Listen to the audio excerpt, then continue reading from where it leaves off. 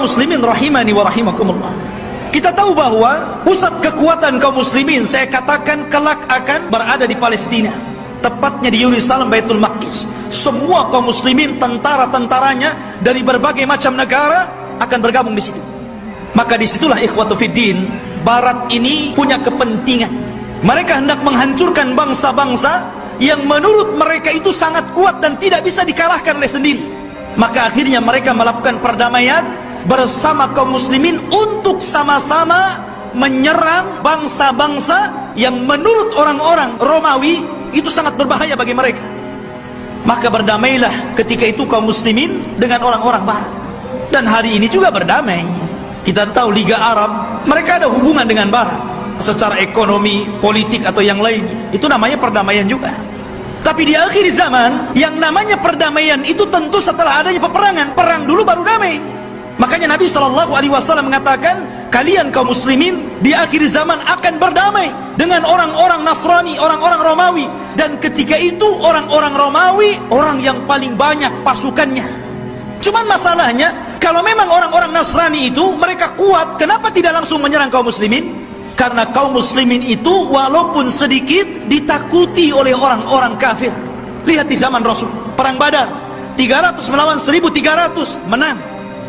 Lah perang ini akan berlaku kelak di akhir zaman. Tetapi orang-orang Islam akan bergabung dan melakukan perdamaian bersama orang-orang Romawi, kemudian akan menyerang sebagian. Ada yang memprediksi maksudnya yang diserang adalah negara-negara yang mereka berada di benua Asia.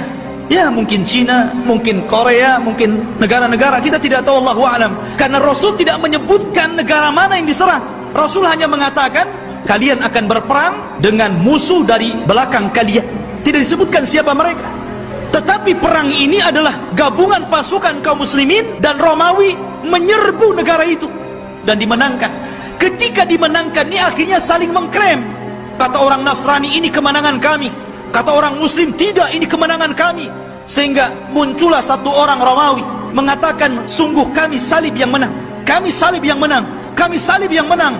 Datanglah seorang Muslim mengatakan bahkan Allah yang memenangkan perang ini. Akhirnya saling berdebat, terjadilah perkelahian. Maka sang salib, orang Nasrani, dibunuh kaum muslimin. Dari sinilah orang-orang Romawi berkhianat. Padahal mereka tertulis melakukan perjanjian itu 10 tahun. Ada yang mengatakan di tahun ketiga, ada yang mengatakan di tahun kelima, mereka berkhianat. Atas pengkhianatan inilah, maka kemudian mereka hendak menyerang kaum muslimin, menyiapkan pasukan besar. Dan kaum muslimin butuh pemimpin untuk melawan Romawi. Dari sinilah muncul Imam Mahdi. Kalau kita cerita Imam Mahdi yang kita tunggu-tunggu kemunculannya, Nabi SAW menyebutkan sifat-sifatnya. Kenapa Nabi SAW menyebutkan sifat-sifatnya? Supaya tidak ada orang yang mengaku sebagai Imam Mahdi. Imam Mahdi ini dijelaskan sifatnya, dijelaskan tanda-tanda kemunculannya.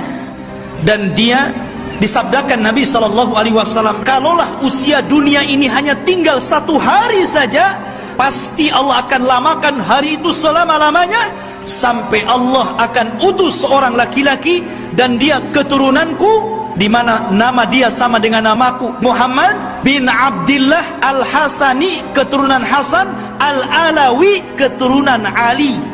Artinya dia keturunan cucu Rasul, Hasan bin Ali. Dan ini Imam Mahdi ahli sunnah. Berbeda dengan Imam Mahdi Syiah. Mereka menganggap Imam Mahdi Syiah itu keturunan Husain, namanya Muhammad juga, tetapi Muhammad Hasan Al-Ashkari namanya. Maka Al-Mahdi itu keturunan Hasan.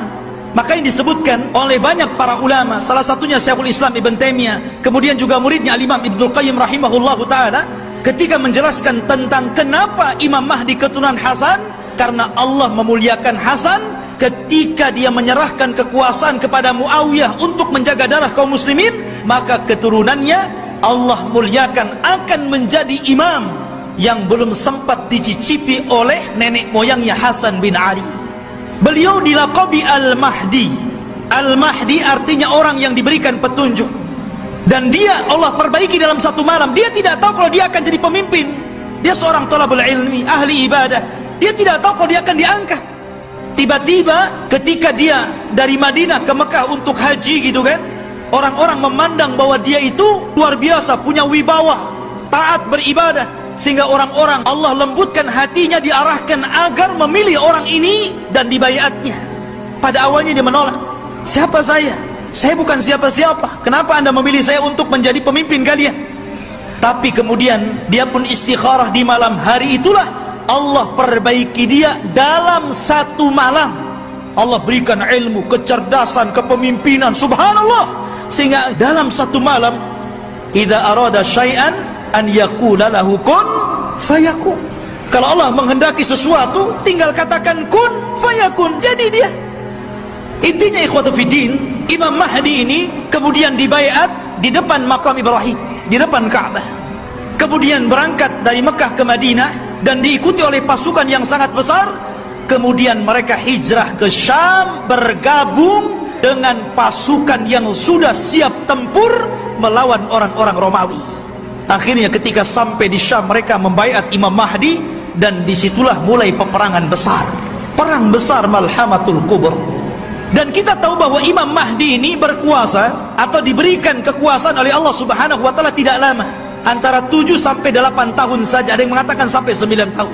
Dan dalam kekuasaan kaum muslimin, Imam Mahdi itu betul-betul membawa perdamaian, keadilan, kesuburan. Bahkan saking adilnya Imam Mahdi, Allah turunkan berkahnya dari langit, karena dia telah berhukum dengan hukum Allah. Kata Allah, kalaulah sebuah penduduk, sebuah negeri beriman, bertakwa, maka Allah Subhanahu wa taala akan kirimkan berkah langit dan berkah bumi. Ini terjadi di kekuasaan Imam Mahdi. Ma'asyiral muslimin rahimani wa rahimakumullah. Lah ketika Imam Mahdi memimpin pasukan ini, kemudian Imam Mahdi berhasil menyerang orang-orang Romawi sampai ke jantung kotanya di Italia. Jadi bergerak dengan pasukannya sampai menyerbu orang-orang Romawi itu sampai ke jantung kotanya. Maka ketika sudah sampai dimenangkan itu, mereka berada di Eropa, itu berada di Italia, dan dimenangkan kaum muslimin, maka mereka sedang beristirahat di bawah pohon zaitun sambil menggantungkan pedang-pedang mereka, menunjukkan perang hari itu bukan dengan rudal, bukan dengan nuklir, tapi kembali ke pedang, kembali ke panah, kembali ke tombak, kembali ke kuda, kembali ke unta, persis di zaman Rasul. Disitulah syaitan datang, kemudian berteriak bahwa Dajjal telah muncul di Syam dan membawa pasukan dan akan masuk ke rumah-rumah mereka. Mendengar itu, maka Imam Mahdi mengutus 10 orang yang berkuda. Kata Nabi SAW, aku kenal siapa nama-namanya, aku kenal bagaimana kudanya, dan mereka adalah sebaik-baik penunggang kuda pada hari itu. Jadi mereka diutus untuk membenarkan apakah kedatangan Dajjal itu memang ada ataukah hanya isu. Berangkatlah 10 orang ini ke Syam. Rupanya tidak benar, tidak ada pasukan Dajjal yang akan menyerbu rumah-rumah mereka. Tapi memang pada hari itu Dajjal muncul.